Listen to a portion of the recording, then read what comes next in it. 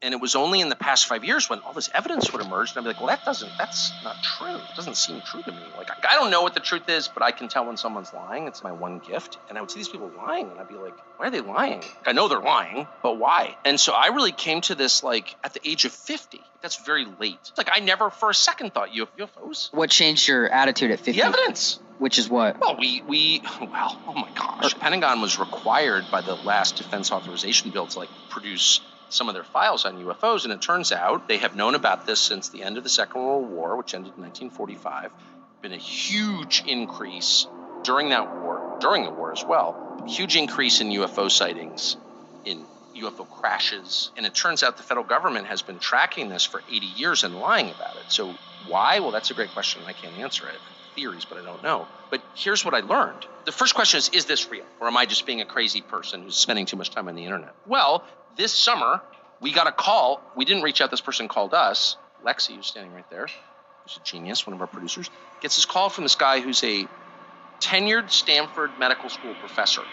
And he wants to come on the show. Now, this guy has a couple patents, and so he's rich. And he's got tenure at one of the most prestigious schools in the world. So, like, he's not a flake. He comes on and he's like, 11 years ago, the U.S. government reached out to me because I'm an expert on head injuries, on brain injuries, traumatic brain injuries. As a physician, they had all these court cases from families of U.S. servicemen, over 100, who'd been killed by UFOs. The Department of Defense was refusing to give them death benefits or medical benefits. And he's like, so they're in the courts. And I was like, there are over 100 servicemen killed by UFOs? Like, what? He's like, yeah. And there are court cases about it. I'm like, why isn't this on the front page of the New York Times? I don't know. But he goes, I'm involved in it. I'm one of the researchers. I'm the expert witness in these cases. Holy shit. What does that mean? And he's like, for example, UFOs appear to be attracted for whatever reason to nuclear energy. So at nuclear missile bases in the upper Midwest, for example, nuclear-powered aircraft carriers, nuclear-powered submarines are all getting buzzed by these objects, including underwater. And in a number of cases, these things have landed on military bases, including famously in Germany, in West Germany in the 70s. And servicemen have approached them. Like, what is this thing? There's this like giant glowing thing on the base. And they approach and they get traumatic brain injury. Like, they are rendered. Like, they get brain damage or they're killed. And he studied their brains. And they have, this is all totally real. This is the Department of Defense, dude. And they've all had this damage from some kind of powerful energy that we cannot identify. So then this guy's like, wow, he's just a scientist. He never believed in UFOs. He's like, this is real. I cannot believe this is real. This is like crazy. He should do research on it. He's still at Stanford.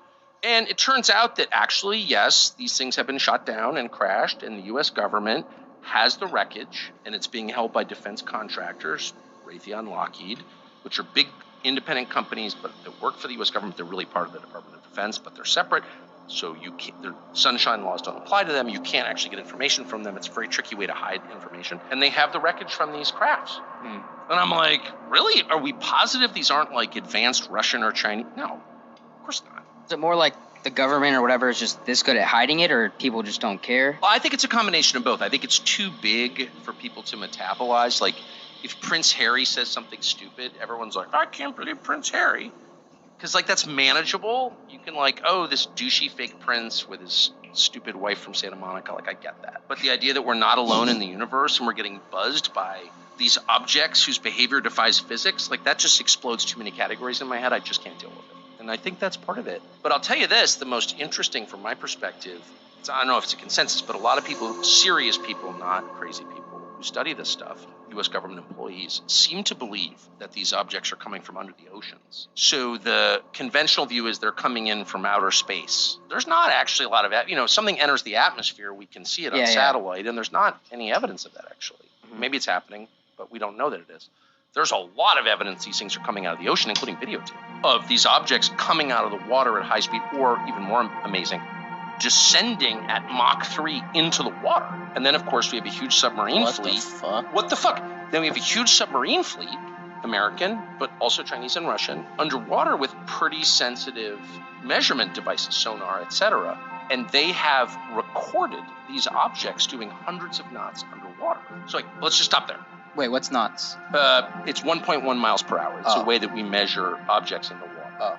It's 1.1 miles. It's a little more than mile per hour, and a mile is a measurement that we use in the United States. Right. It's distinct from a kilometer, Still which learning. I think is right. Yeah. Common in Canada. But anyway, these things are moving at impossibly high speeds. So let's just apply common sense for 1 second. If I take a 45 ACP, a 45 caliber handgun, and fire it at you underwater in, say, a swimming pool, 50 feet away, you can catch the bullet because the resistance is so strong from the water that objects can't move that fast underwater. We know that. But they are, and they're moving without any visible means of repulsion. So no wake, no bubbles. Where have we tracked that? All over the